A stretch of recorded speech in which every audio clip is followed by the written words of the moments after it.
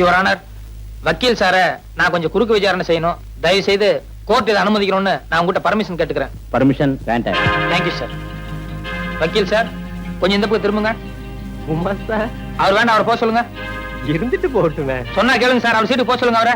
10-15 வருஷமா கூடவே இருக்கான். அதனால என்ன, ஒரு 10 நிமிஷம் பேஞ்சா தப்பு இல்ல. நீங்க முதல்ல போங்க சார். அங்க குமாஸ்தா கொஞ்சம் இப்படி திரும்ப இல்லைங்க.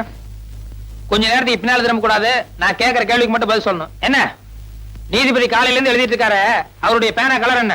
வந்து காலையில் நீங்க கோர்ட்டுக்கு வந்து 2 மணி நேரம் ஆச்சு. 2 நிமிஷத்துக்கு ஒரு தடவை ஜட்ஜை திரும்பி பாத்துருக்கீங்க. அப்படி இருந்து பேனா கலர் உங்களுக்கு தெரியாதா? கோர்ட்டுக்கு வந்தால் கேஸ்களிலும் பாயிண்ட்களிலும் தான் என்னுடைய கவனம் இருக்க வேண்டுமே தவிர பேனாவின் நிறத்தை பற்றி நான் கவனிக்க வேண்டிய அவசியம் இல்லை. கரெக்ட். கோர்ட்டுக்கு வந்த உங்களுக்கு கேஸ்ல மட்டும் தான் கவனம் இருக்கும், பேனாவை நீங்க கவனிச்சிருக்க முடியாது. அப்படி இருக்கும்போது பஸ் ஸ்டாண்ட்ல 2 பேர் செல்ஃப் அடிச்சு தகராறு பண்ணிட்டு இருந்தா அவங்கள விலக்கிட்டு பண்ண தவிர ஒரு பேப்பரும் பேனாவை எடுத்து வச்சு என்ன கலர் செல்ஃப் அடிச்சா நான் நோட் பண்ணுவேனா?